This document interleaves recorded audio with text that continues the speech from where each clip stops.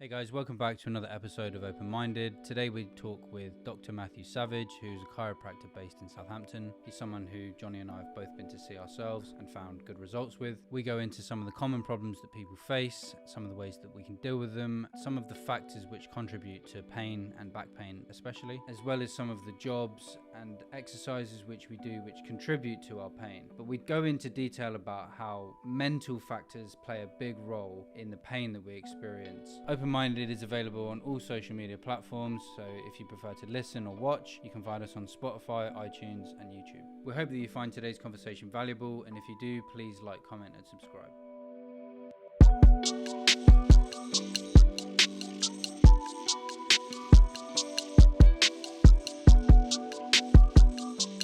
Thank you so much for coming on today, Matthew. No worries. Thank you for having me. Really appreciate it.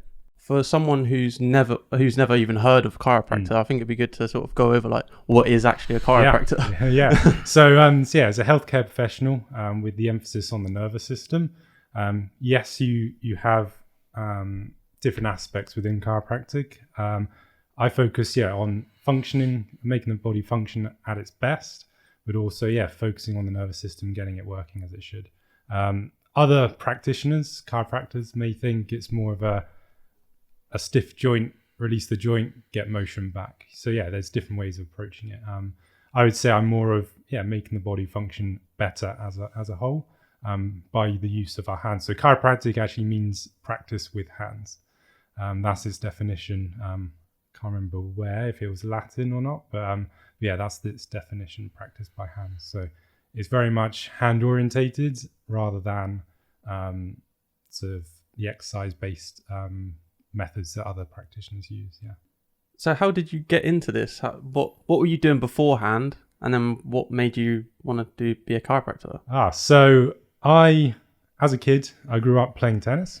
So I started at the age of 5. So sport and exercise was a big part of my life. I represented Hampshire at tennis up until under 16 sort of age, seeing sort of massage therapists, seeing physios, doing strength and conditioning. It was all built into the training platform of what we had. And then one day, playing rugby at school, I tore a rotator cuff muscle in my shoulder. Obviously couldn't serve, couldn't do anything. And I was like, that was my prime kind of like summer, leading up to summer. Wasn't doing the tournaments I wanted to. And then I thought, I got to do something about this. So I went to see a physio that I knew, gave me exercises. I was out of pain. I just couldn't move my shoulder that well. Been down that route of, exercise-based stuff, which really was beneficial. It was great. Just didn't have that power I wanted when I was serving. And then went to see a chiropractor, did a few adjustments, and everything kind of felt a lot better. My serve was better, performance was better. And I was like, cool. Wow.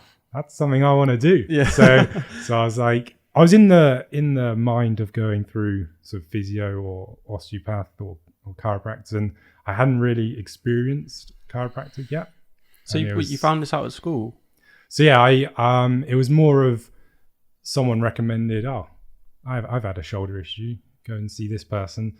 Saw this chiropractor down in Eastleigh, and just changed what my mindset and my future pathway.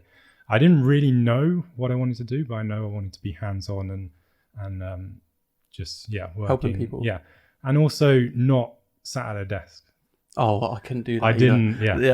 Didn't get on at school. I wasn't like the most switched on guy. Didn't really focus that well. I was terrible with focus. Give me the sport. I loved it.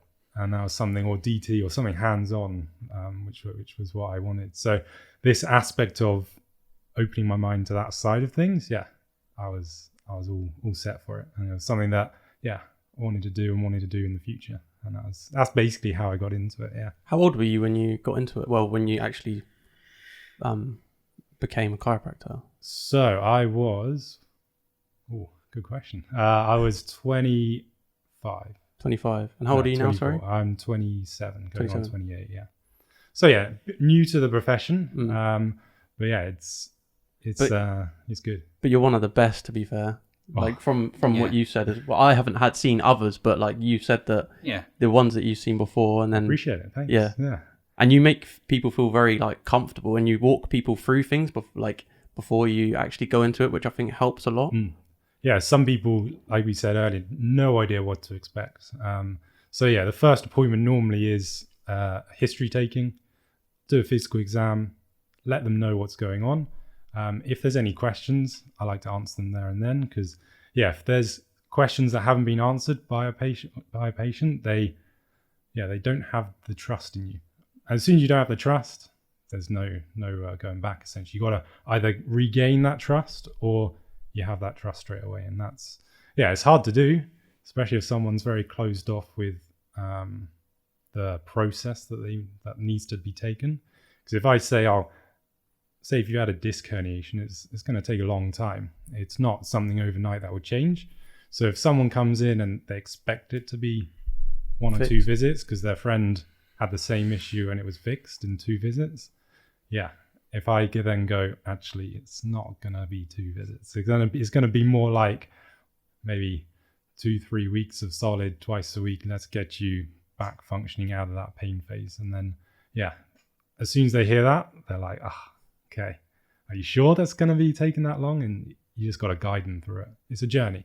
From start to finish, it's a journey. It's tough, but it's all fun and games. Can you talk a bit about that journey? Because you showed it on a diagram last time I was in there. Yeah, so the journey is, I sometimes call it crisis mode. People in pain, they don't know what to do. They're literally hobbling in and you're like, okay, we're meeting you here. So this is crisis zone. This is like first stage. First stage is get you mobile, get you out of pain, starting to get you back to doing what you want to do. Second stage is that stabilization. So a lot of people will focus on the pain. Yeah, it's good you're out of pain, but if you can't still do the things that you want to do, that's the next stage. That's the strengthening up, making sure things are holding. And then the last stage is, it depends if you want it. Some people don't, some people do, is the maintenance. And that's all wellness care. That's what we see patients say, maybe once a month, depending on what they come in with, or once every 3 months, or even further. But it's there as let's keep you as good as you can be. Let's not get you back or dropping back down into the pain phase. But people focus on pain. So once they're out of pain, they tend to just leave and then come back when they're in pain. But it's whatever they focus on. And my job is to educate that it's not just about pain. There's other aspects to it. But it's all fun. It's enjoyable. That's the stage that I'm at with it, isn't it? The maintenance. Yeah, maintenance. Every few months. Yeah. So some people on the maintenance, they do have a little bit of an injury, and it's there as a little boost to get you back up to where you were. Say if we were seeing you, I think, once every 3 months, or roughly every 2 months. 2 months. Yeah. So if things towards the end of those months, 2 months are getting stiffer or uncomfortable, it's your time to get checked and get seen. If you leave that stiffness or discomfort too long, pain is then going to come in. And then once pain's in, we're back on that start process to get you out of pain again. So it's focusing on function in your stage rather than pain. But pain is always going to come about. If you pick up something wrong or do something different, you're going to twinge something. But it's getting you back onto where you should be. Yeah, that's where I'm at with things. I feel like going to the chiropractor for me is like a reset. So it's like, I'll go to the gym, do something wrong, get myself hurt, come and see you. You're like, you've done this, you've done that. This is where the problem is. Reset me. And then I'm like, okay, go back to the gym. And I spoke to you a couple of weeks ago and I said, what should I be doing when I go to the gym then? And you said, this is what people normally do. They go there, they stretch, then they start. And you told me to do more mobility stuff. Yeah. And since doing that, within a week, I feel completely different. Like, I don't have anywhere near as much tension in my shoulders, my back. I feel like it's easier to stay in a good posture when I'm lifting, especially squats and the bench now. So for me, it was that maintenance is really helpful because you're not doing everything perfectly. You're not lifting everything perfectly. I came to see you, I think last time, because I'd run the night before. Yes. And I haven't been for a run in over a year. So I felt horrible the next day. And then when I came to see you, it's just kind of a reset. Yeah. And then instead of, I think one of the things I was listening to in another podcast about chiropractic is that people focus on what they can't do. And obviously they say to focus on what you can do, to start walking and easing into it, because it's like, if you jump straight into something like running when you haven't done it in a while, it did not feel good. So yeah, easing into it, coming to see you, having that reset, it's been helpful for me to get to a place where I feel strong, more balanced, not in anywhere near as much pain, and I know what is causing the problems. What are some other things that people can do outside of, because obviously not everything is going to be fixed by just you in the room together. What are the things that you would advise people to do outside which would help them? Yeah, so I see patients, like I say, if they're on maintenance, it's once a month, once every 2 months, and I see them, 15, 20 minutes within the room, within that distance. So yeah, there's loads of things that we can do outside of here. And that's things like focusing on mental state, physical state, and the chemicals. So we'll break it down. So physical being, if you're an office-based worker, you're going to need to move to get that spine functioning better. So if you're constantly sat, you're overloading the discs, you're overloading the joints. Things are going to be feeling tight, stiff at the end of the day. If we don't do anything after, that stiffness is then going to go on to the next day. And then before you know it, we're in that discomfort and pain. You then have the mental emotional. So this is what people often think stress to be. So if we think about you've been stressed, there's a stressful situation, and we just hold on to that stress, you're going to feel uptight, everything's going to go really tense, and that's when things are going to feel sore and stiff and tight, and then in the long run, pain and discomfort. And then chemical. So chemical being what the foods we take in, so nutrition, drugs, alcohol, whatever things chemical based can affect the body. I felt that really badly this week because I've eaten really bad food, but I've been running once a week. I train 6 times a week, but I run once a week.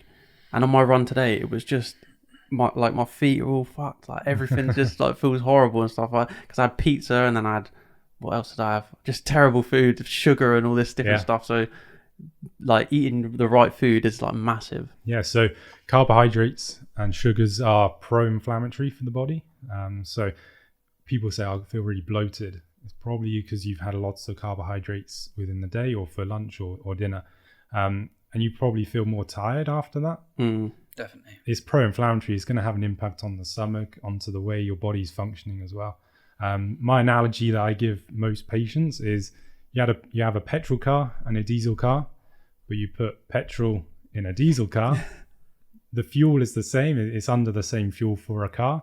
But if you put the wrong fuel in one car, it doesn't work. And the same thing with the body. Our body is a mechanism. It's an engine. It's going to be needing the right nutrition to function as it should. And then if you think about the pro-inflammatories being carbohydrates, anti-inflammatory foods are also very beneficial. And that's berries. Berries as a whole. So blueberries, raspberries, all those good berries, they are actually anti-inflammatory. So if someone comes in and I can feel that or see that they're inflamed in a certain area, I'd say switch up the carbohydrate foods, go into more of the berries, and that'll decrease inflammation around the body, therefore help that pain a little bit as well. So it's interesting. It's crazy to think that food has a big impact on our body, but all the athletes, they're eating the best foods that they can, supplements and things like that. So why don't we, as the general population, try and change that a little bit?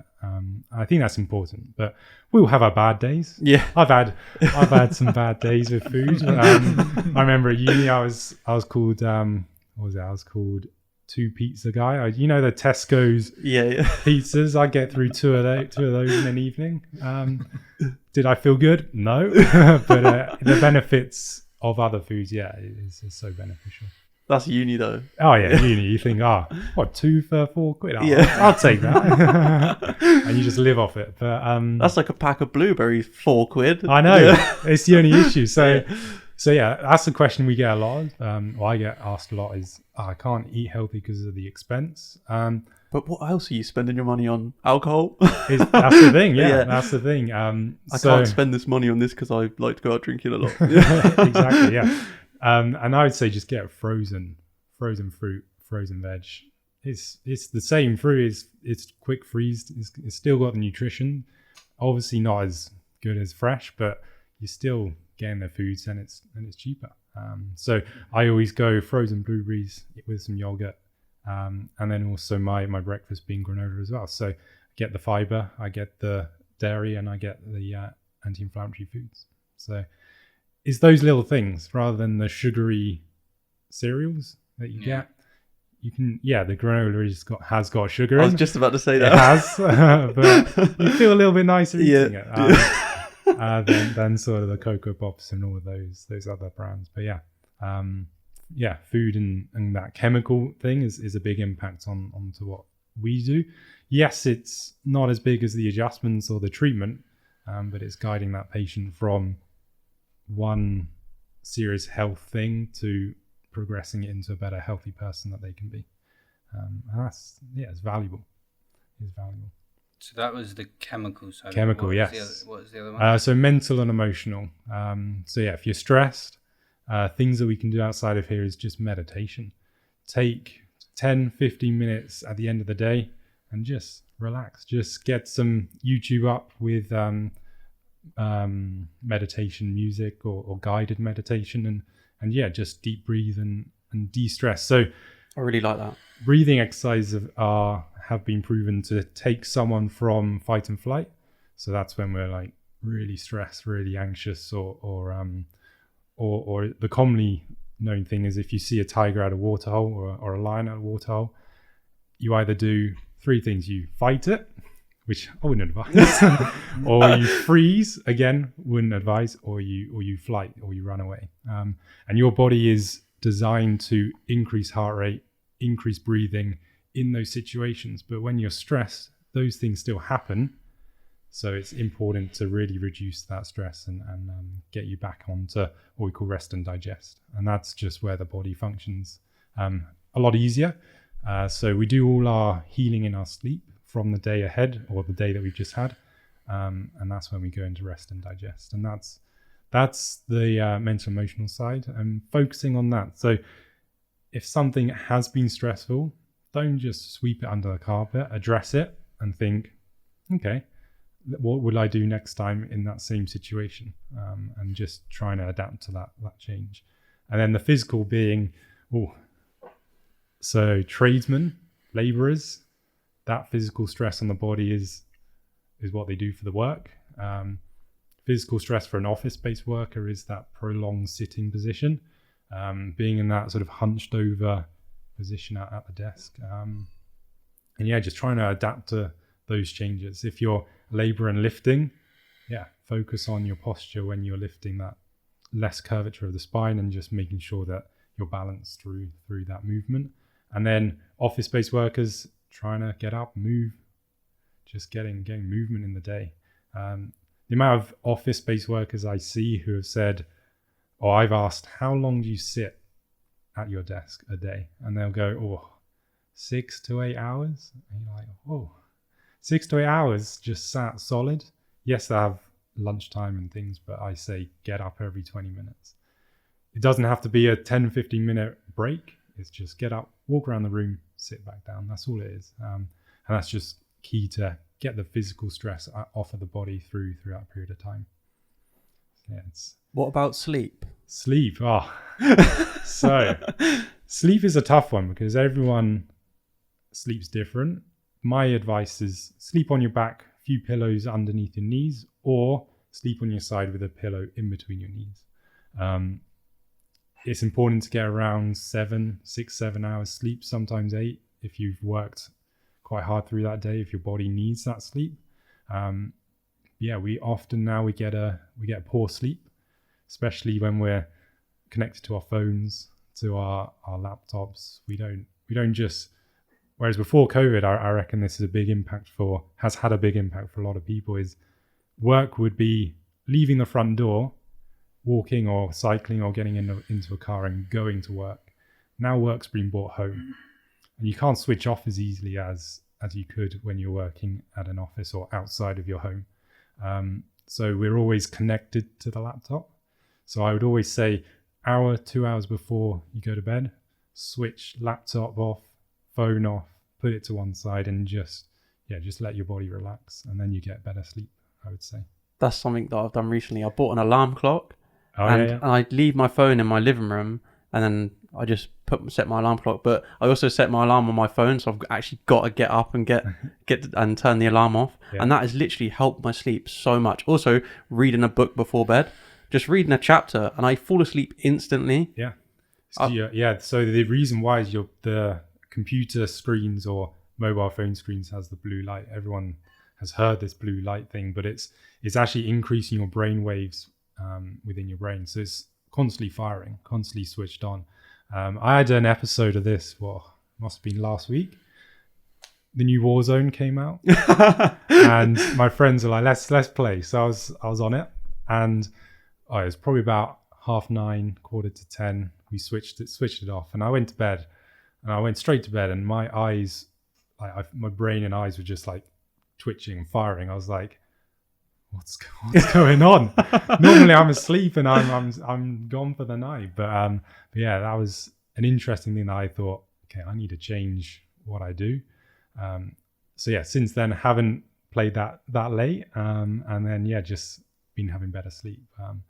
Yeah, it's important. It is important. You were playing a hell of a lot of Warzone through COVID, you told me, didn't you? I am guilty. Yes, I'm very guilty. We all were. It was a perfect time. Yeah. Couldn't see your friends. You couldn't do much apart from go in the garden or go for your one run or cycle a day or whatever it was. And that was the time that we all looked forward to, catching up, chatting to some friends, and just having a good time. Was that good for us? Probably not, but that was more of the mental emotional side of the stress. We needed to get away from that stress that it was all putting onto us. So it was fun. Not good for our back, but it was good fun anyway. I do want to take this back a little bit. I just want to, of course, go over what the training is like, how long it is, and things like that. So when I joined the uni in Bournemouth, it was its own separate uni. It was a chiropractic college. And when I joined, it was a 5-year course. So you do a BSc and then a master's for the last 2 years. And then you get your chiropractic degree. However, during my time there, they changed it from a 5-year course to a 4-year course. And then we all kind of were like, do we stay? Do we switch? What do we do? So you were in the middle of your 5-year, or? Yeah, I was in the middle of my 5-year course, and then they went, we think we can do it in 4 years. And then they got everything ready, and it was then a 4-year course. But this is something which I struggled with when I was there. I actually failed my first year of the course, and I was like, oh God, what do I do now? Failed it. I was like, something I wanted to do since I was a kid. I need to switch on and then start to focus a bit more on that study. And the second year, all I had was one module. So it was frustrating seeing my friends then go into the second year and do all of the more chiropractic based stuff, because this was all theory stuff. This was like, this was a module called pathology, which is basically understanding how diseases affect the body. So you're going into cellular ways of how it affects the body. And I was like, at the time, I was like, why do I need to know this? Literally, why do I need to know how I don't know, cancer works around the body? I'm thinking, this isn't what chiropractic is to me. So that was a big mindset which I struggled with. I struggled to get out of that, and then the second year, do you feel like that's different now? You think that is a good part of the? I would say yes and no. there's a lot of things which now we do look at and think, yeah, okay, that was useful. But to the extent that we were going in and the detail we were going in, I was a bit like, okay, I did not realize this was what I needed to do to become a chiropractor. But yeah, it was an interesting start to the curriculum and to the study. But then after that, I didn't fail anything. I came out with a first, and it was, if it wasn't for that moment, I think I wouldn't have done what I did, and done or put in the effort to what I did, and then get the results that I did. Yeah, worked hard in it and it paid off. And I think my friend, you won't mind me saying this, but my friend kept on saying, work hard. If you don't put your efforts into the hard work, you won't see the results. And it kind of like stuck in my head. I'm like, okay, I won't see the results, and then therefore I won't be a chiropractor. And I think that's a good thing for life. Yeah, and he was saying hard work pays off. If you want something, work hard towards it. We can easily go, oh, I just can't do it, and then just give up. Yeah, you'll probably want to think that in the first 2-3 days of that, and then you put your mindset and you change the way that you do things, and you get back on track and start doing what you want to do. What was that shift though? That shift in gears of saying, I'm going to do this, I'm going to work hard. What did that actually mean for you at the time? Was that like going out less? Was it spending more time studying? It was trying to find the way that I learned best. Because this module that I had, it was a booklet of, I think it was like 400 pages of A4, and it was just words, the occasional picture. And I'm like, scary. How do I process those words? And there's like words that you're like, what even is that? And you're like, oh God, okay. So breaking it down and just making sure that I'm a visual learner. I'm sure when I treated you, you've gone, oh, there's all these visuals that we've been working through. And I think that helped a lot. Understanding how you work and how you learn. Lots of people have different ways of learning.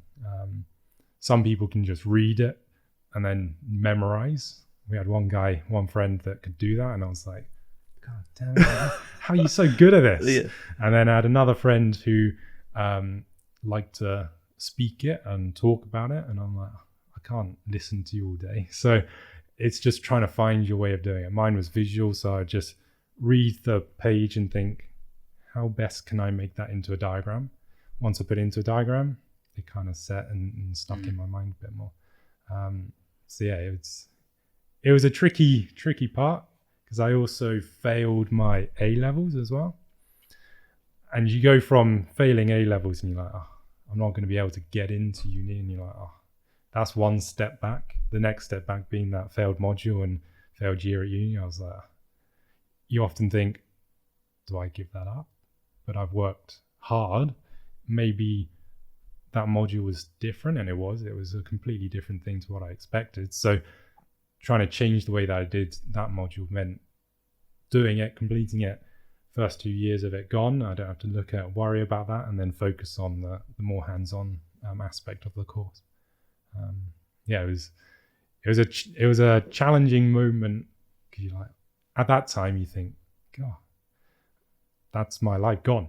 Not like gone, but you're like thinking, it's your future that you've built up in your head that's gone. Yeah, I was thinking, oh, this is a nice future that I'm going to have. I'm going to help patients, make them feel better. And then all of a sudden you're like, oh, am I going to do that?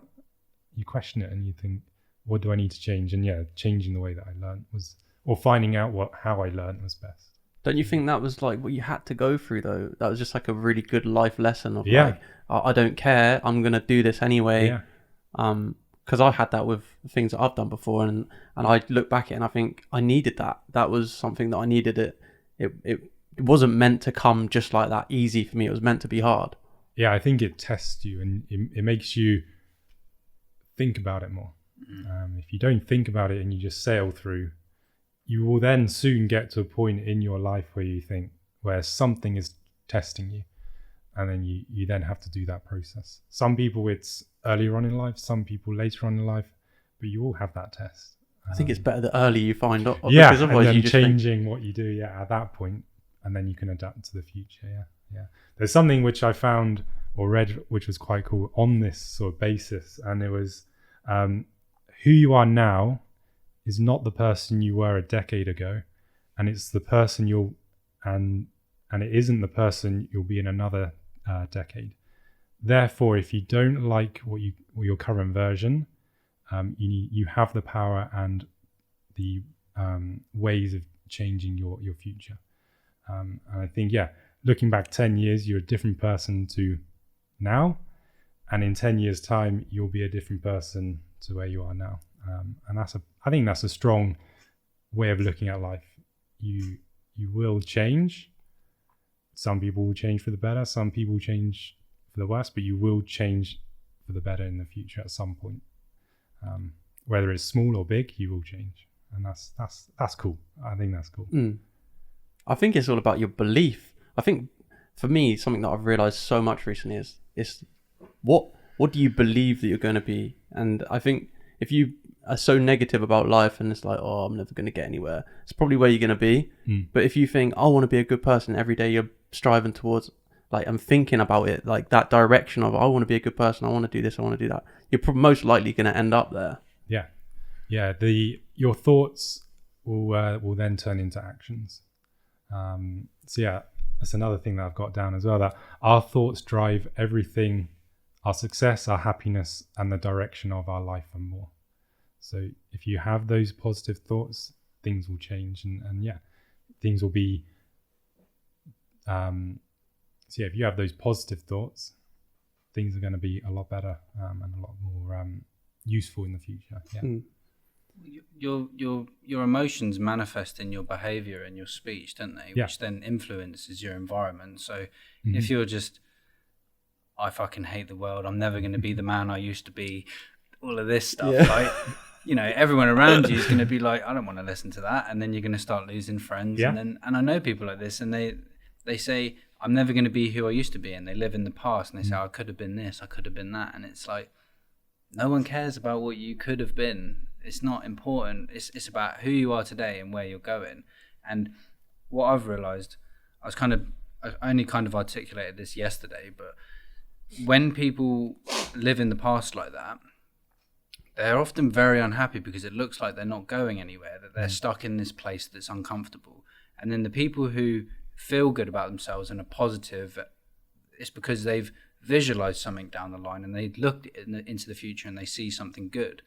And then that motivates you, which then in turn becomes this self-fulfilling prophecy where you actually create that good situation for yourself. I think surrounding yourself with people that have the same drive is good as well. You won't, like you said, if you look back and you have those negative thoughts and you don't want to change, and you have friends or people around you which are similar, it's a cycle which you're gonna go down and everyone gets stuck. Because no one wants to change, and if you're around people who are in that frame of mind, then you got no reason to try and change. Surround you. So you guys, I don't know your background, but you guys met and you started this podcast, and if you weren't surrounded by each other and people around you, I'm guessing this would never happen. 100%. And it's having that thought or reflection to think, we've come a long way from where we were. And then, in the future, there's going to be a lot of a difference for the positives for you guys, I reckon, based on how far that this has come from seeing it. Because I have looked back. At all the other podcasts, and you had a look, did you? Of course, and it's changed a lot, hasn't it, from that and where you are now. And if you surround yourself with people that don't have a similar belief system, this wouldn't have happened. And it's a valuable thing to take in, isn't it? I'm unbelievably grateful. My voice just cracked. I'm emotional. I was going to say, I'm unbelievably grateful to have Isaac as like my best mate, because we push each other every day, and I think it's just like such a big thing to have these people around you who push you, and like I've had these conversations with other people, and they're kind of like they push back on it because they're like, and they kind of say like, oh, but I've come so far, and it's like, we're not talking about how far you've come. We're talking about how far you're gonna go. Yeah. Like it's good to look back and think, look, look at what we've got, but try not to concentrate too much on that. Otherwise, you get caught up in the past when you need to be focusing on the future. And it's probably what a big thing for you having your friends there who gave you that positive feedback and were like, look, you can do this. And it's such a big thing when someone's sort of having those feelings of self-doubt or those thoughts of self-doubt, and then they come in and give you some positivity. I'm forever grateful for what they said to me. Sometimes you think, that wasn't nice what they said to me, but it was the truth. And you can then reflect on those things and change what you do. One of the things going off what you said as well, being around, for example, me and Johnny being together around the last year, doing something, the same thing, like we basically said, we're both in a similar position in our lives. We both have a similar idea of where we want to get to. What are we going to do about it? And then because we're both on this same pathway, we got similar values, and we've been able to, I make a mistake and I tell him about it. He'll make a mistake and he'll tell me about it. And then it'd be like, I've skipped going through that problem that you've experienced because you've gone through it and told me about it. And that the difference between having that person next to you when you're trying to go somewhere compared to the person who's, I used to be able to do 25 pull-ups and I used to be massive and I used to fucking be able to drink 100 pints and all that. And it's like, what are you going on about? Like, that is so useless for you to be there next to me. Like, I want to see you do well as well, but I have to get to this place and I can't have you there because you're just bringing me down. And a lot of people, like, I've had to say, you're like, and a lot of people, they're worse than that because they, I made a video about this yesterday as well, about how people, when they don't have accountability, people who have tried to work with, when they've got no accountability, they will come through your life like this wrecking ball and then expect you to pick up the pieces because they're used to other people dealing with their problems. And if you're around people who you share the same values, you're on the same path, and everyone is accountable, then it's just it has this compound effect, and it's like when the waves come together and they create more power rather than this dissonance, and they're causing problems, and it's just a mess. Like you're coming together with a synergy that helps everyone.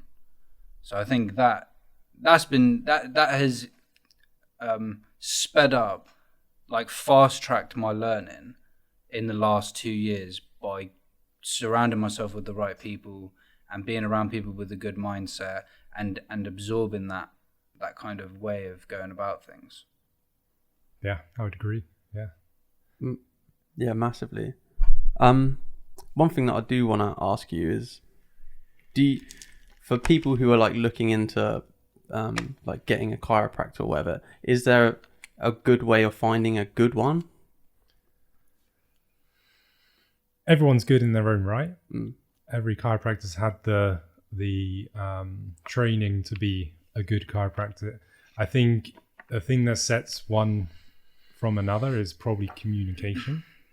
I think if you have good communication, or you find a chiropractor with good communication, I think that will then be a better chiropractor for someone. So trying to find one is hard.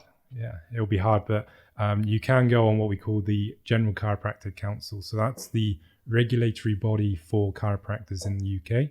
If you're not registered, you're not a chiropractor. You can't be calling yourself a chiropractor. And you can find chiropractors on that website. You just type in your location, your postcode, and they will come up. So finding a good one, it's hard, yeah. I think it's more about speaking to people who have seen a chiropractor in the past and knowing what they have experienced. So it's word of mouth, basically. I think, yeah. It goes a long way, word of mouth.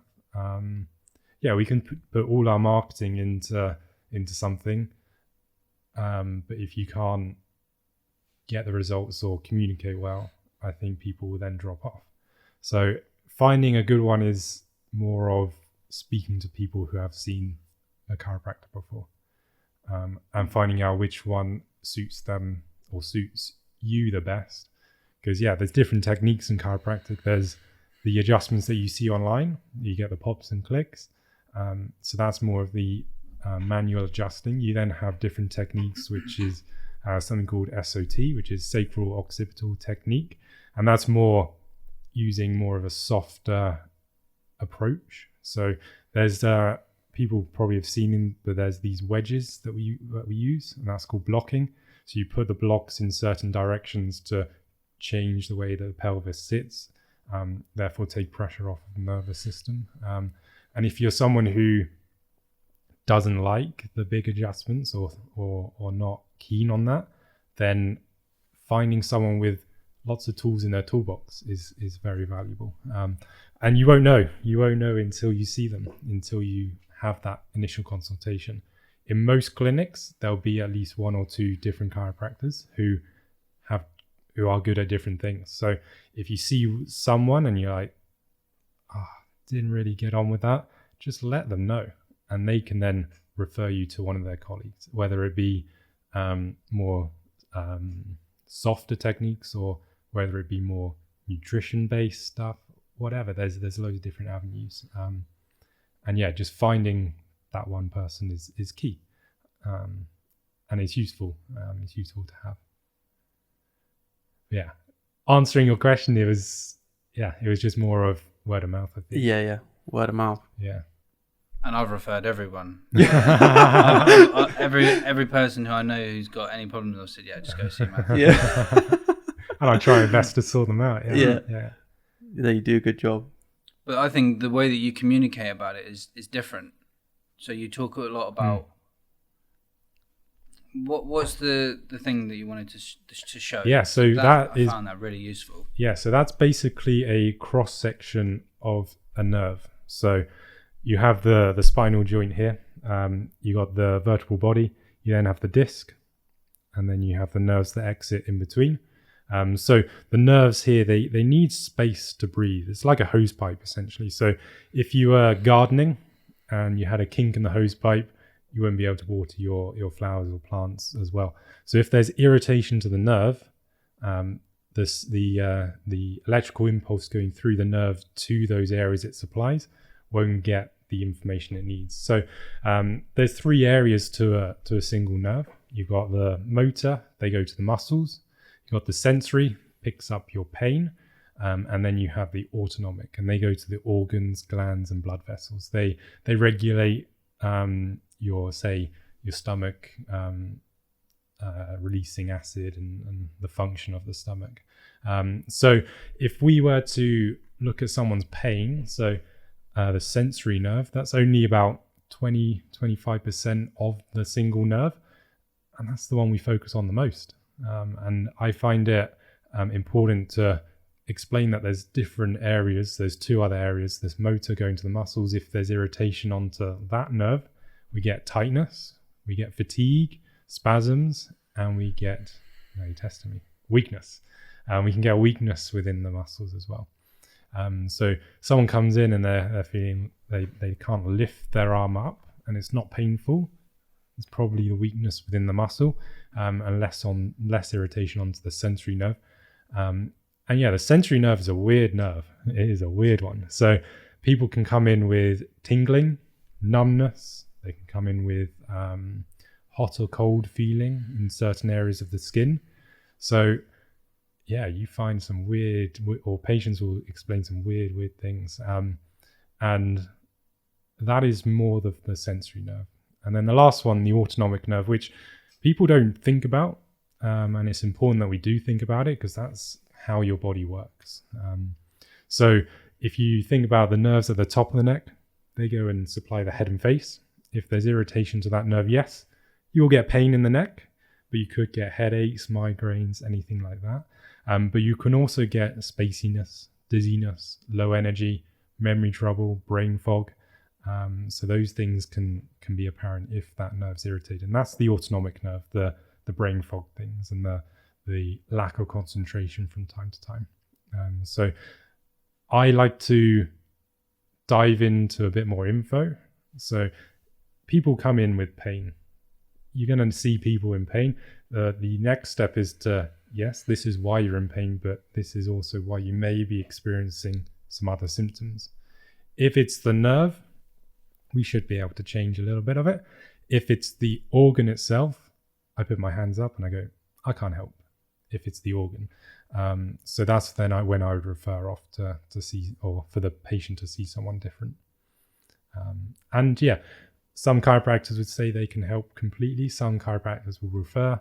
I think you just got to be honest with what scope you can do, and point the patient into the right direction if they need extra help. And I think that's important. What do you mean by irritation? Like what would cause irritation? So the 3 stresses: physical, mental, emotional, and chemical stress. So if we were more stressed and we're going into that sort of posture and you see someone who's really, really stressed, the change in the position of you will then irritate the nerves where they exit. So these little holes where the nerve exits, just here, if there's narrowing of that, there's going to be irritation onto that nerve. Or if there's an injury and we get inflammation, inflammation can then irritate. So that's where chemical would be good to reduce inflammation in the body through diet. So yeah, it's looking at it as a bigger picture, not just pain, but looking at it as the other aspects as well. Yeah, it's good that there's because you sort of paint the picture in someone's mind of what is actually going on, and that it gives people hope that it's like not just like, so there's things that they can actually do in their lives to help make themselves feel better. And I think that maybe gives them a better picture of like how their recovery is going to look. Yeah. So I would say to patients, I'm just helping you with the healing process. That's all I'm helping you doing. And the way I do that is by adjusting and take the pressure off the nerve. You then do all of the healing yourself. If you can help yourself as much possible to heal, you're going to get better results. Whether that is, don't then go sit back at your desk in that position. Don't then go lift something heavy at work. Then you would see the change a lot easier and a lot better and quicker. Yeah. Can you talk a bit about self-adjustment? Self-adjustments. If you get the restricted joint that you self-adjust and you get the restricted one that needs to adjust, I'm all for it. So this is where foam rollers, we spoke about it when I last saw you, foam rolling. If you get on a foam roller and go into extension, you will see or you will hear some pops. Yes, I think that potentially is a joint that needed to be adjusting. So that's a self-adjustment that way. But if you turn your neck and you get those pops and clicks that way, you're doing a lot more harm than what it feels like. Yes, it will feel good, but it'll probably feel good for about 2 hours. And then after that, things will feel tight and sore again. And the reason behind it is the neck, if you were to just move your jaw and the neck that way, you've got 7 vertebrae that you can release. And you'll probably get 1 or 2 pops, 1 or 2 clicks, and you'll think that you've released the neck. But the ones that are most commonly released is the middle of the neck. So you'd get C3, C4, and C5 releasing. Actually, we tend to adjust C1 and C2 more, which is at the top, and then C7 at the bottom. We adjust those more because they're the true restrictions. But if we were to go crack, crack, crack, we release the hypermobile joints. So they're the ones that don't need adjusting. And ligaments hold joints together. So if you think about it, ligaments are elastic bands. They just are there to support and to prevent any further movement. If you self-adjust and you stretch elastic bands a lot, they lose their elasticity. They're not going to go back to that original position. So if you do that all the time, maybe 3-4 times a day, the elastic band or ligament will stretch. You'll then need your muscles either side of your spine to then hold yourself. And that's when we get patients who go really, really achy and it's all the time and it's just not really going away. My next question is, do you self-adjust? They're like, yes. I'm like, how often? And they're like, 3, 4, 5 times a day. And I'm like, that's probably the reason why you're in that discomfort. So my first steps would be, if you can, try and reduce. Yes, you're not going to reduce it to 0 because you've in that habit. You've got that habit of doing it 3-4 times a day. Once you do it and it's only once or twice, you'll find that things then start to change. And then, when we adjust the restricted ones. And that then releases the rest of it. I had this girlfriend before, and she used to like go in this mad position like that, and like her back would just like literally just snap, and I was like, whoa, how is that even possible? Is that something that's good to do or not? No. I would say straight up no. I thought so. Yeah. The adjustments get more violent, don't they? I described it as violent because my girlfriend was doing it, and she's like, like this big twist, and it's like, fucking hell, what are you doing? Like, you need to go see Matthew as soon as possible. I bet you at the start it was just a little twist. Yeah, it's a small twist, and then it gets big. That joint is now moving so much more than it should be moving. Just thinking about it, like the way she do it, I was like, whoa. Yeah, just literally like rotate around and just proper twist. But she'd like get some sort of leverage on it as well, like yeah, and there's a little scream as well. So do you see that a lot of people who have problems also self-adjust? More youngsters. Yeah. More of the age, sort of like 16 to 28, 29, 30. That age. When I was at school, I used to do it so much. I used to have this whole like routine that I would do, and that's what I've seen that people have. They have like a routine that they do the whole thing, and everyone's kind of different. But from what you said about it, is that you kind of said it there as well, but you don't really hit the ones that actually need adjusting. No. And that's probably what patients find who do self-adjust and we treat. I'd say, oh, was that different to how you would notice when you self-adjust? And they're like, God, that was so different. Completely different, yeah. It was like what they describe as a deeper adjustment. It felt more... it hit the point. It wasn't... It felt like that was what it needed. Because when you're adjusting, it's just not hitting the point, is it? Yeah, it is. It's just, it's not a true adjustment to the spine. And a true adjustment you would notice. Like when we've adjusted you probably have noticed that sort of, not like a pop, it's like a clunk.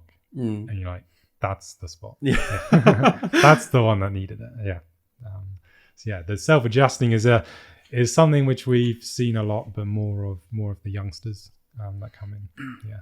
Can you talk a bit about the function of the spine and how different parts of it are connected to different parts of your body? Like you mentioned about the nerves and like the components of the nerves, but I'd never realized that if you've got a problem here, that you'll get a problem with your stomach. If you've got a problem here, you'll get a problem with this. What is the spine? What is its function? How does it kind of... Because it connects up to everything. Yeah, there's 3 moving sections to a spine. You got the cervical, which is the neck. You got the thoracic, which is the mid back, and then the lumbar, which is the lower back. You then have the sacrum. Some people say it's fused. Some people say it's not fused. I would say it's fused. But then you've got the sacrum at the bottom. Different nerves will go to different areas of the body. So at the top of the neck, it will go to the head and face. You'll then find, like we said, migraines, headaches, things like that. You then have the nerves which then exit through the lower part of the neck. The ones that go from the lower part of the neck, they can go to the shoulder muscles, but then go to the organs and do sugar handling functions. So C5 and C6 is quite a big one that we adjust as well. And I often ask patients, if I find tenderness at that spot, do you have any sugar cravings? And I go, what are you on about? And I'm like, well, this nerve has this function. If it's not working as well as it should, you will then have changes with how that organ's working. And if that organ isn't working as it should, we then get the craving sugar, tired after eating, headaches too long in between meals. So if you skip lunch and have like a meal at like 3-4ish, some people get that headache mid-afternoon after lunch, and that would probably be because of that sort of too long lack of glucose in the body, and so the function and the energy needed to do your daily things isn't there, and your brain then, or your body tells you something isn't quite right. This is a message telling you it's not right. You then have the other nerves through the mid-back. They will go to the muscles around the spine in the mid-back. They would also then go to, depending on which level. So we got T4 that goes to the gallbladder. So if that gallbladder is not functioning as it should, we can get heartburn, gassiness, bloating, trouble with fatty foods. But that's not to say that's the only reason for those symptoms. So a more sort of acidic diet will then increase the gassiness and bloating. But if it's the nerve, then we should see a change. We then have, the T6 go to the pancreas. Pancreas is controlling blood glucose. So if your pancreas isn't working as well as it should, it's then going to tell your brain, I need more sugar, therefore craving that sugar again. And then the pancreas is working overload. You're then going to get pancreatitis maybe in the future, things like that. So it's more about making sure those organs are functioning as they should, and then eliminating maybe things that can go wrong in the future with those organs. What did you say? Was it pancreatitis? Pancreatitis. So and inflammation of the pancreas. Yeah. And that's caused by too much sugar? No. So that's if that organ isn't working as well as it should be, you can then get problems with the pancreas, inflammation of the pancreas, and then changes that way. And then did you say cravings of sugar? So craving of sugar, if that nerve going to that organ, so the pancreas isn't functioning as well, the pancreas will then, this is how I describe it. It may not be scientifically right, but it just makes sure that patients understand it better. So if the pancreas isn't getting the correct information through the nervous system, it won't function as well. It will then relay the information to the brain to think, if I'm not functioning well, I will need more sugar. And then you get that sugar cravings. That's how I describe it. Whether it's scientifically right, that's how I think of it working. Other people will probably will say, no, that's wrong. But that's a logical reason, I would say, for why that can have an effect. You then have the adrenal glands. So this is a funky one. The reason why I say funky is because adrenal glands and liver, if there's issues going on with there, I will then say, have you had any nightmares or vivid dreams? Don't ask me how that works. I have no idea. But some patients find that they have vivid dreams or nightmares based on that area being irritated. I thought that was your pineal. See, this is something which I'm like, I don't understand it, but it's happened and we purely adjusted that area. And then a few weeks later, have you had any vivid dreams or nightmares? And they'll go, do you know what? I may have had one or two, but not the 5 or 6 that I normally have in that week. So it's, I don't understand that, but it can have an impact. And I think, looking into more detail would be useful. But it's quite a cool one. Yeah, that is very cool. It's interesting. And then, the lower back nerves go from the lumbar spine, supply the bowel and bladder, like we talked about. And you can have issues with those. Or you can have tingling down the legs. They go down the legs and supply the feet and legs. So lots of things can happen to your body if that spine isn't functioning as it should. And that's what is important for us to educate across to patients. It's the same thing as if you don't brush your teeth or don't check your teeth regularly, you can then get caries? I can never say it right. Plaque build up. You can get holes in the teeth. You then have root canal fillings. All those things happen down the line if you weren't to get checked regularly for your teeth. So our message to patients is, imagine what can happen if those nerves don't function as they should. And that's why I say, if you are a patient that doesn't think they need an adjustment, it's just more of maybe once a year, just get checked and see what's going on.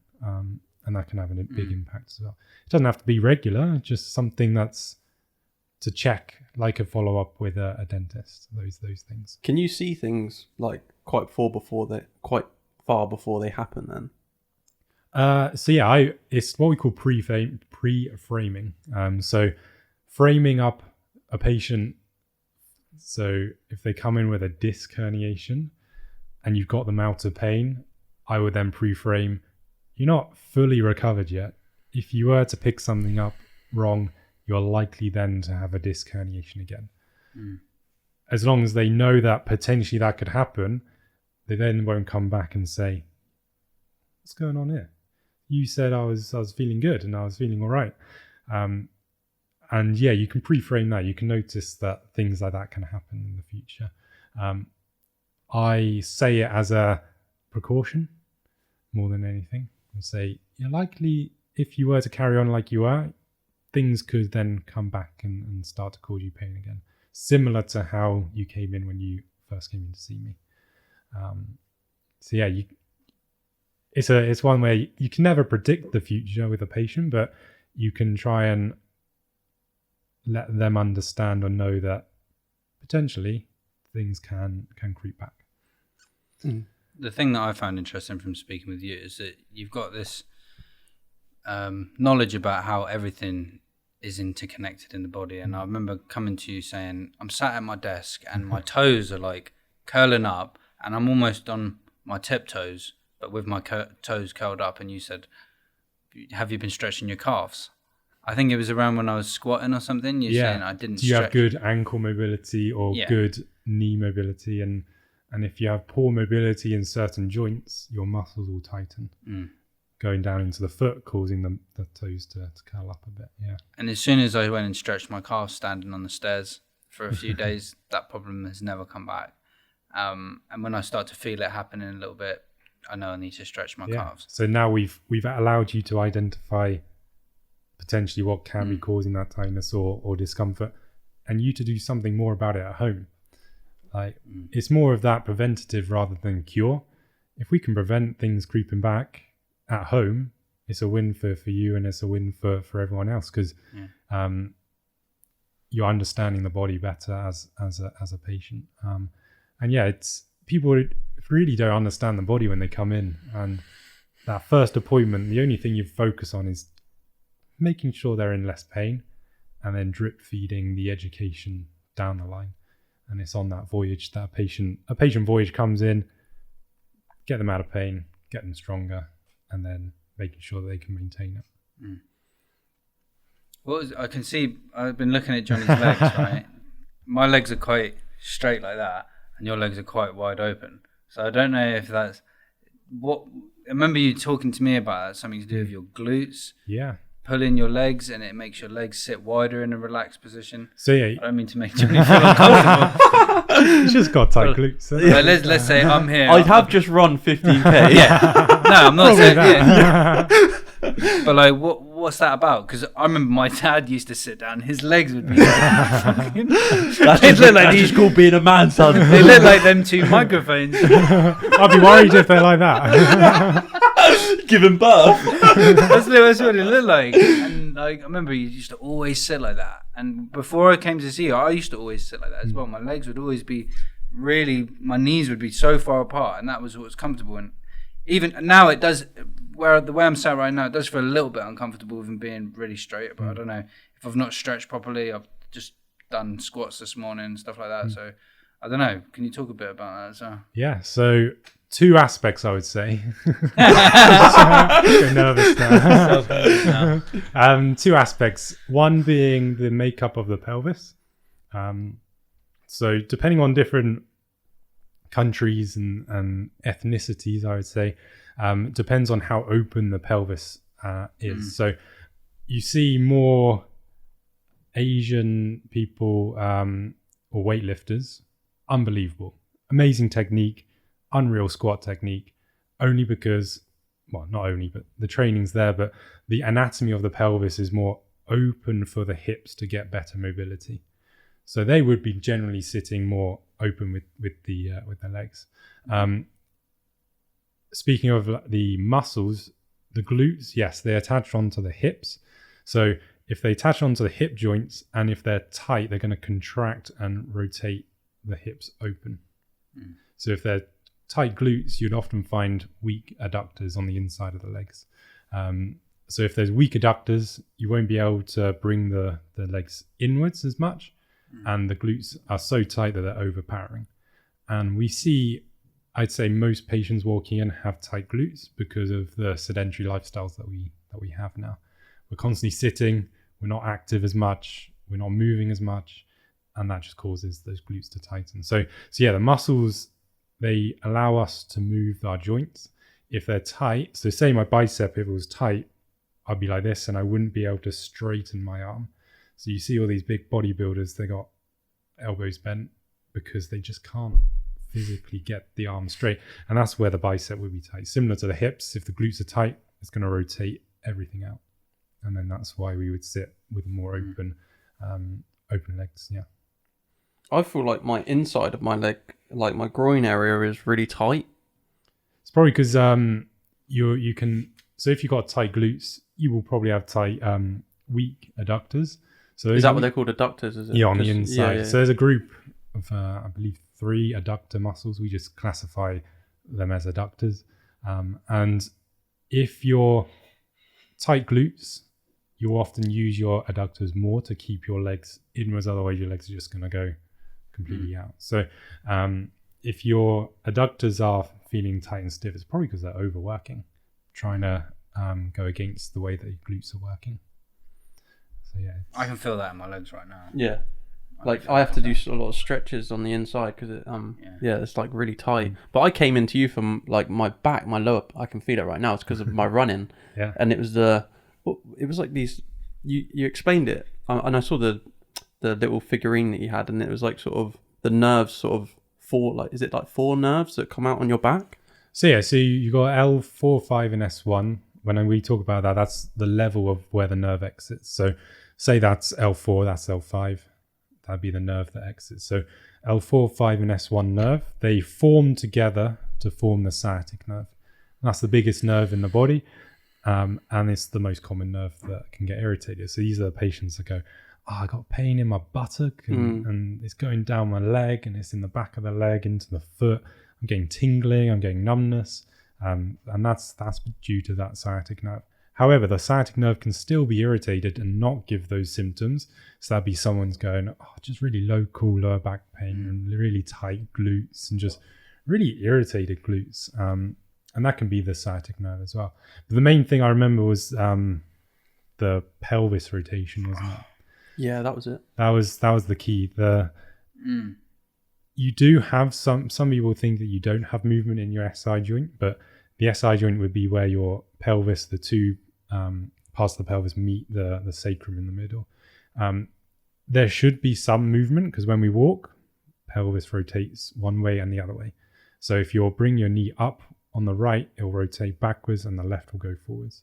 If we've got a short leg, this is what we often talk in chiropractic terms, a short leg meaning, there's 2 ways it can be short structurally. If you've got a longer femur or your longer bone in your leg, then it would be longer compared to the other. Therefore, you'd have a short leg on the other side. Or you'd have a functionally short leg, which would be a rotated pelvis.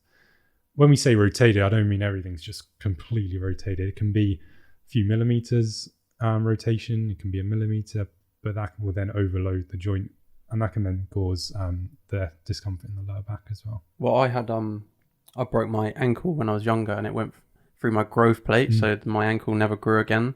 So what they told me was that my hip would adjust to that. Yeah. So over time, your glute so you hurt your right. Right. So your glute on the right would be more tight to protect the forces going through that right side of the leg. So yours would be more structurally short, but oftentimes with a structurally short leg, there's a functional short leg. So if we have a structural short leg, I would say, look, I can't fix the structural side, but I can help you with the functional side of it. So if you have a structurally short leg, you will lean, but then the muscles will go tight because you're leaning that way even more. And then that's the functional short leg. And that's what we can change.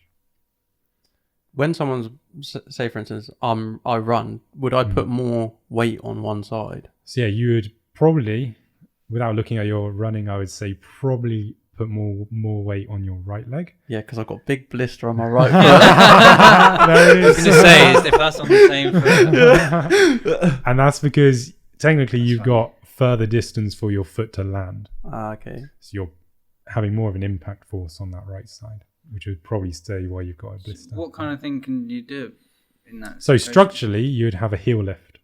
So we would figure out how far of a distance, whether it's half a centimeter. If it's structurally short by that much, you would then put the same heel lift of that distance, and then that would then level it. Is a heel lift something that would go inside your shoe? It would, yeah, okay. Inside your shoe, yeah.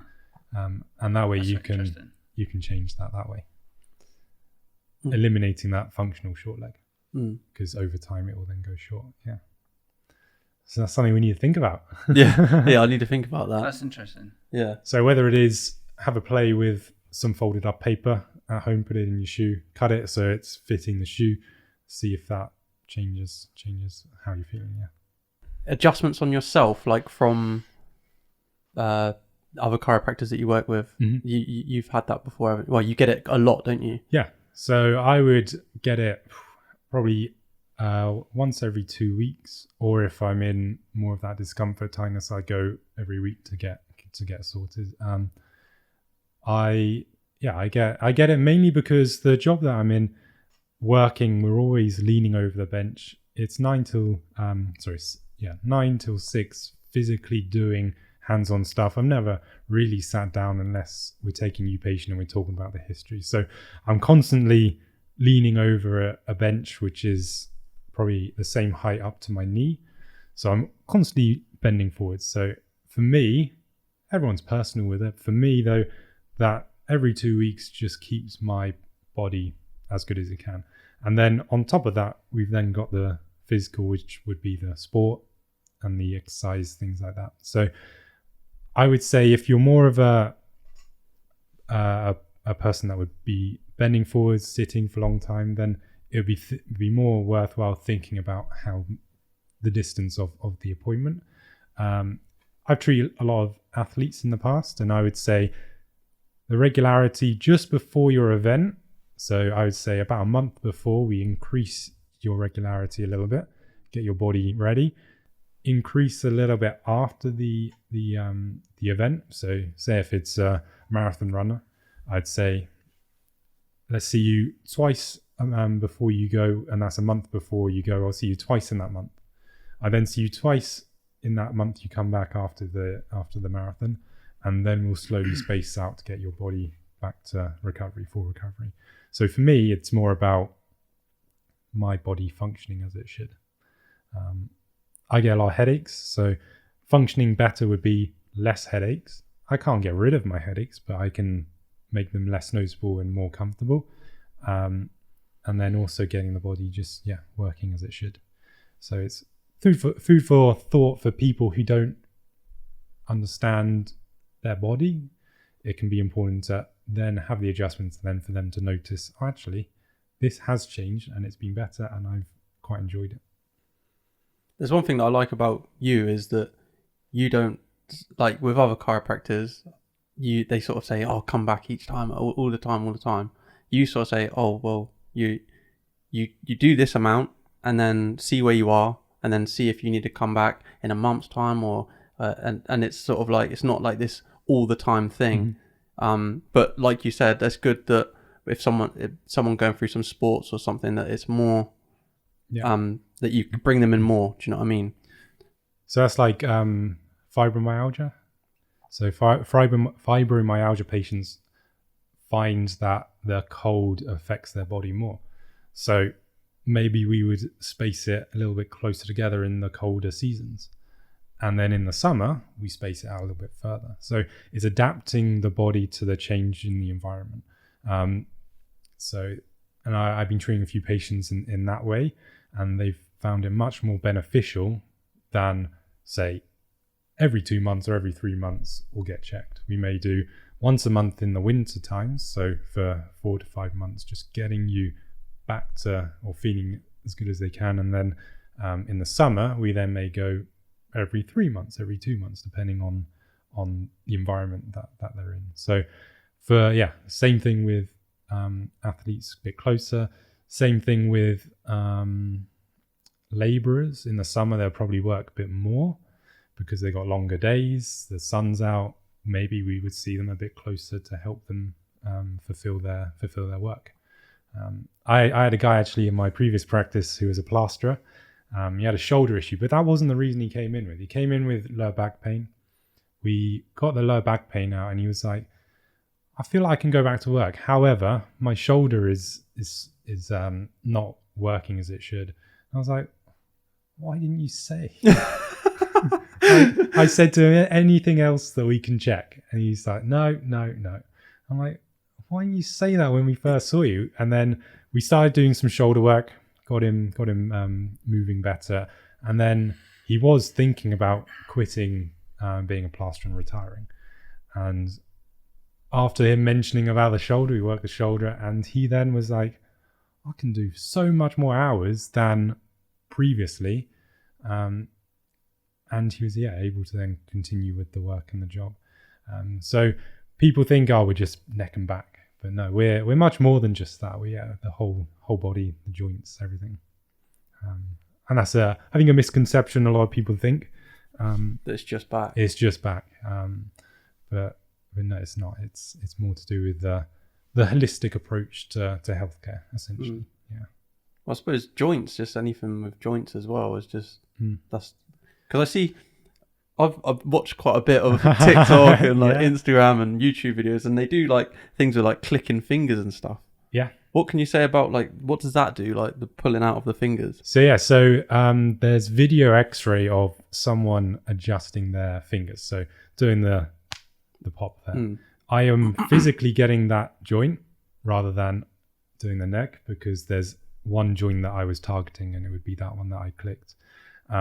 There's been video X-ray of that, and there's no bone-on-bone touching at all. You can see a little gas bubble, nitrogen gas bubble, and it just disperses through the joint. So when we don't move the joint, the gas forms in one area of the joint. When we adjust it, the pop is the gas bubble releasing and dispersing through the joint. And that's all it is. So a lot of people are, have you cracked my bone? I'm like, no, we've just released the gas within the joint. That's all we've done. That's what would happen within the joints in the fingers. But the guys that do it, they sort of like really just like tug on the fingers. Yeah. So there is a needed force to be done. What benefit does that have? If it would be hard to know without the context of the patient, but if they got a little less grip strength, say if it's a golfer or a tennis player and they don't have the grip strength, they're then going to overuse other muscles in the arm. So if we can adjust the hand to get them stronger, they would then need less force on the other muscles. Probably, I don't know, without knowing what they were doing. I've seen a lot of people, they sort of get they probably don't have too much wrong with them, but they just come in for adjustments or whatever. Mm-hmm. Do you think that a lot of things on YouTube and TikTok, they're more like the things that are going to get the really loud cracks? Maybe, yeah. That gets views, I think. Yeah. So when we adjust and there's no pop or click, it doesn't mean that the adjustment hasn't happened. It purely means that there's been a movement to the joint. That time it didn't need to click. So you will still get a movement, you will still do the adjustment, but you won't get the satisfaction of the click. So it probably does get views. If you see a video with the noises, it will get views. That's my experience. I would see people are probably used to hearing the click with it. So if you saw a video of you just doing that to someone's neck, I get worried. Click, they'd be like, "What has he just done to that?" Oh, that's not right. So I'd say probably views, but also, it's if there's someone that isn't in pain and they get adjustment, I think that's fine. I'm not in pain and I get adjusted. I think we focus on pain a lot as humans. And pain is the message telling you something's wrong, which often means that you've gone too far in that discomfort and then pain's kicked in. So if you're waiting for that pain, it means you've gone too far, essentially. I only ask because you obviously watch it all and then you think it's going to be a lot more aggressive than what it actually is, and it's nice. You see some of the things that you do, but one of the ones that I've seen is they get like you probably know what I'm going to say. The ring dinger. The ring dinger, yeah. He gets like the thing around your neck and then just tugs on you. Mm-hmm. Like, what is the benefit of that? So that's spinal decompression. So if you've say fallen and you hit your head, there's going to be a compressive force down. Gravity also is going to compress the joints down. So you often feel like you're smaller when you go to bed than when you sort of wake up, because gravity's had an impact. So the towel around there, called the Y strap, often other word for it, is decompression. You're opening the spaces of the spine. I won't do it. I think it's a bit out there, but I won't do it. But loads of people do, and they get really good results. Okay. I just don't want that risk. So when I decompress, I would grip underneath someone's head, and I would literally just traction and pull and just really get some movement back. I think it's more American based. I'm not sure, but they will literally get a towel. Ring dinger is what it's called, and a towel. So they'd wrap a towel. They use a towel for that. Yeah, wrap a towel around and hold on to the towel and just give it a little pull upwards. Or you got the Y strap, which is a more specific designed device, and then you like a water ski. You know the bar that they hold, one of those, but you're just pulling the neck. Yeah, there's one where they've got some sort of strap or something, and they sort of wiggle it and then pull. Yeah. I would love to have it done on me. It does look like, I wonder what that feels like, because a lot of people say, oh, you can feel your whole spine. Like, but I probably wouldn't do it. Mainly because everyone now has high blood pressure. There's some risk, but I personally wouldn't. My uncle has, I don't know if you know about it. Well, if you know about the case, not the case, but whatever. Anyway, he has this thing where his muscles have stopped growing in his arm because of some sort of nerve damage in his like neck, because he hit his neck. What could you say about that? Like, could you fix that? Or so if there's been nerve damage, I would say no, I can't. If there's compression onto a nerve causing weakness in the arm, therefore the muscle's not working as well, then probably we could see a change. If there's complete damage to a nerve, that means all the electrical impulse coming from one area through that nerve isn't going to the muscles. I would say I can't change that. Maybe we can get a bit of function, maybe a bit feeling better, but I wouldn't say I can get that muscle working again. If there's a little bit of compression onto the nerve, then yes. If there's that damage or anything like that, then no. Because it happened years and years ago, and it only started coming about like 5 years ago or something. It happened like over 10 years ago, and then maybe 15 years ago, and then after 10 years, that's when his muscles started just fading away. So it's called atrophy, which means there's less impulse going to the muscle. The muscle's not working. It's not being stimulated. It's not functioning. So over time, it will then get smaller and smaller and smaller. Just like someone going to the gym, all of a sudden they stop for a few months, they will find that their muscle growth would reduce as well, purely because the muscle's not working. It would be smaller and less noticeable. Yeah. The thing that I was interested in as well is people using their phones. The way people sit when they use their phones, and they're literally if you head completely. You go into town and you see someone on their phone, they're looking down, not seeing where they're going. So the brain and the head, depending on on what you read and the research, weighs the same as a bowling ball, but every centimeter or inch the head is forwards, the muscles will work twice as hard. So again, those muscles are then going to go really tight, cause pain and tightness. And because the muscles attach onto the joints or onto the bones, so all the pointy parts on the spine or on the bones are good anchor points for muscles. So it allows them to connect onto bones. If those muscles are tight, it's going to pull that joint, and it's going to cause the joint to be out of alignment and not sitting right, and therefore get nerve irritation. Over time, headaches will come on, and then brain fog, all those other things. So yeah, the reason why it's so important now not to have our head forwards is because there is a potential that we could end up with arthritis. So we're seeing a lot more younger patients coming in with wear and tear on X-ray rather than the more, what we would term the more elder patient, mainly because of the way that head's sitting on the spine. Is that what arthritis actually looks like then? So arthritis is, so there's different types of arthritis. We've got osteoarthritis, which is wear and tear of the joints. So going from a healthy space here to less space here, it means... I can see how that could be painful. Yeah. And I say to patients, I can't change that.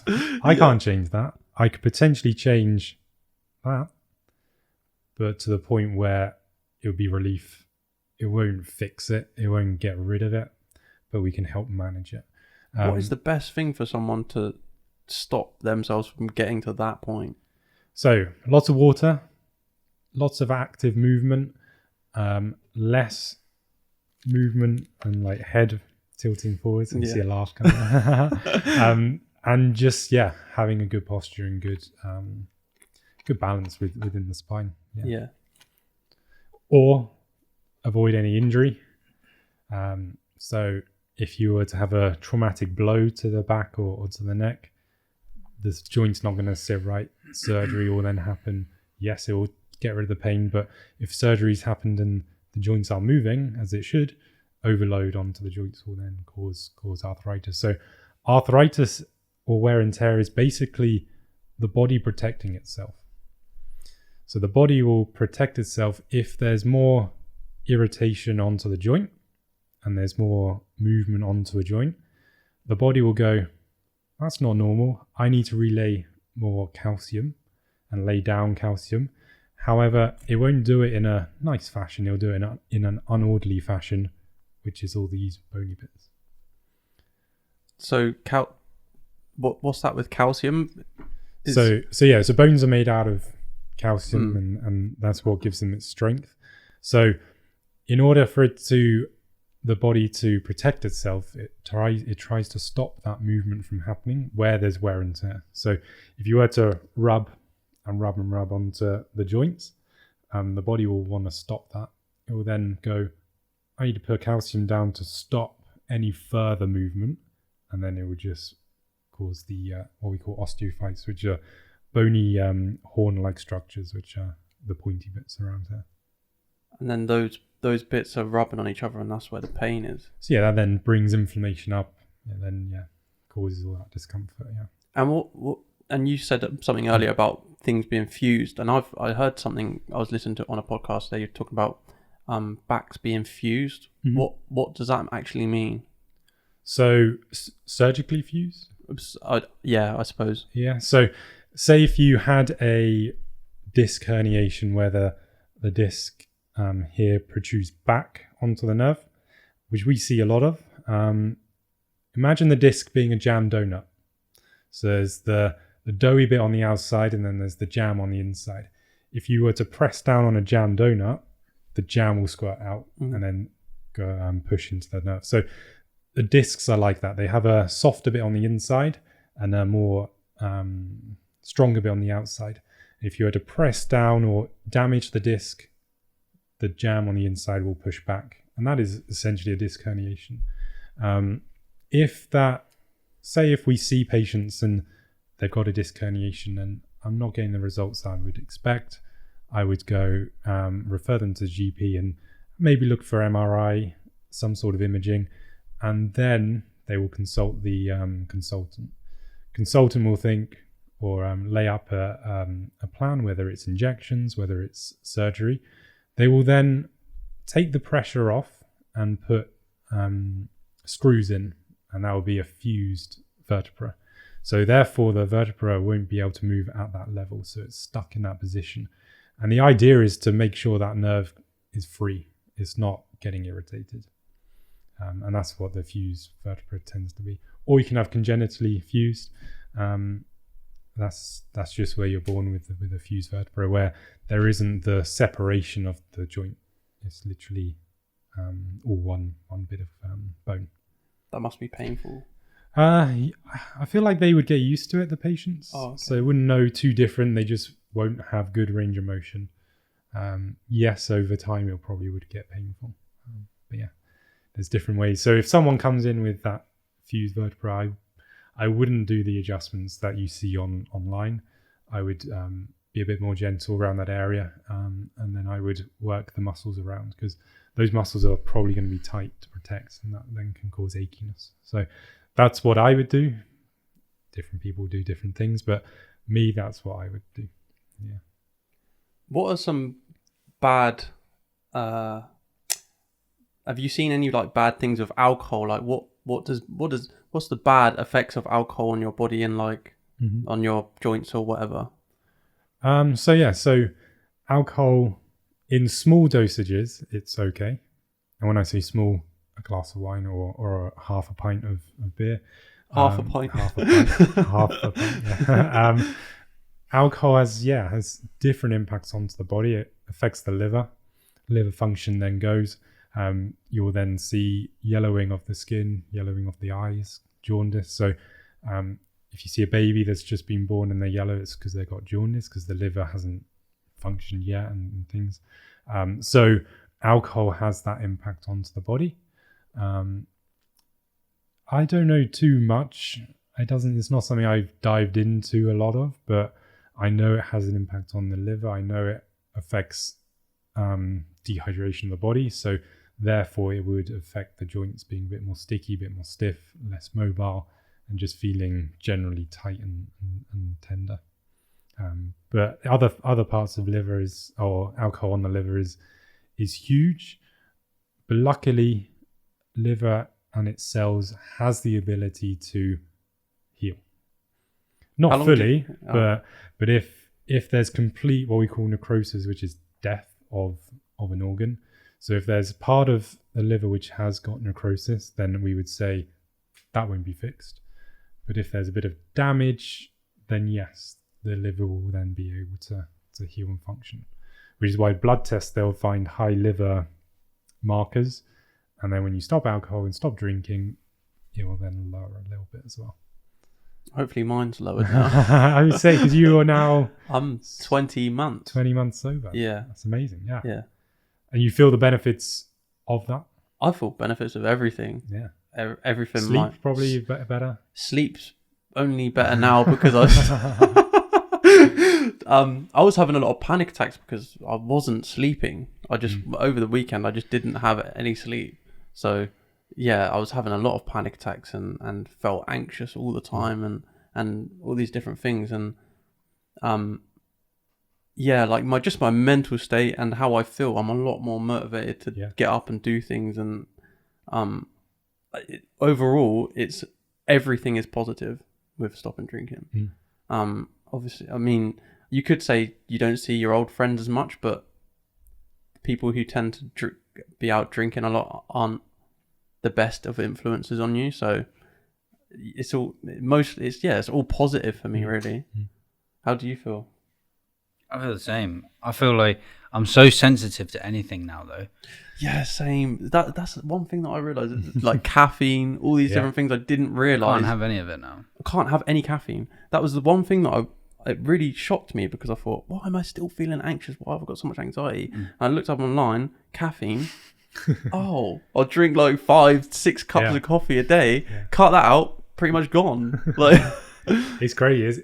Caffeine is a drug, essentially, just a legal one. likewise with alcohol. If alcohol came about now, it wouldn't get approved. it wouldn't be legal. No. The effects it has on the body, it wouldn't be legal. It's mental. Yeah. What you can go and buy for a tenner. Yeah. It is. You can get a bottle of vodka or something. Yeah. And you can. Yeah. It'd be blackout in 10 minutes from now. Yeah. With a tenner. It's crazy how acceptable alcohol is as well. People, I find it crazy how sometimes I say it as well, but people say drugs and alcohol. It's like, it's just drugs. Like it is like, and I think that it's bad because people kind of just people like in schools and stuff, we don't teach kids how dangerous alcohol can actually be and the effects of alcohol. And I think things like, I don't smoke cannabis or anything, but I think that probably has less side effects on your body than alcohol would. Yeah. If you think, say, if you're paralytic with alcohol, you won't function. You'd be like basically black out, don't you? So the effects of cannabis would be less so, I guess. Also, you do stupid things. Yeah. I mean, I think if they cut out alcohol, I think there was some stupid percentage of violent crimes being committed on alcohol. It's like, if you just take that away, then like pretty much nobody's going to prison. Everyone will be out of jobs. Yeah. Yeah, that's actually a big thing. People would be out of jobs. Like, yeah. I think it depends who the person is. I know someone who their friend, they were at their house and it was the first time that their friend had smoked weed, and he ran out of the house and jumped off of a massive cliff trying to kill himself. I think he lost his eye and had to get his hip replaced, and that was off like a few tokes on a joint. So I think it does mess with the brain, cannabis as well. Yeah. Depending on, I think, your mental state. I think that's why I said effects on your body, because it does have a big effect on your brain. Yeah. Something I don't know. Too clued up on. Yeah, it's not something I'm too clued up. Yeah. But it can have different effects on someone, like alcohol. Someone can be really funny on alcohol. Different, they're a bit more confident, they're a bit more out there, or someone can be more aggressive and more angry, and it can swing either way depending on that person. Mine was both. And it was to be a spectrum of how much I drank. I'd be more funny, and then I'd just be fuming. That's at the end of the night, isn't it? Yeah. And I think it's just not good for you, is it? I think you slip into the habit. Well, I did, and I know a lot of people who've done this. They slip into the habit of it because it's so normal. Oh, should we go to the pub? And then over lockdown, it was parties, and there was different things going on. And then the only occasion to go out was to go out, and when pubs were open, and people would just go out and just get right on it. And it was a completely normal thing to do over that. Mine really only happened over that time period of lockdown and stuff like that. It's funny because people ask me, like, what do you do with your time?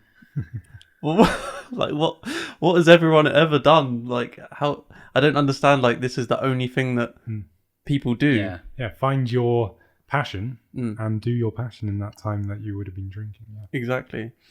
One of my friends, he used to say, he was like, this winter I'm just gonna make loads of big meals, and I'm just gonna smoke loads of weed. And I was like, do you know, what do you mean? He's like, well, there's nothing else to do. And it's like, that isn't doing something though. Like smoking weed and watching Netflix isn't doing something. Like, he's talking about it as if there was no other alternative of stuff to do. That's crazy. As if that was a good option. But I used to think like that. I used to think, what am I going to do with my time if I'm not drinking? That's the only thing that I know to do. Yeah, you get in that way of, that's all I can do.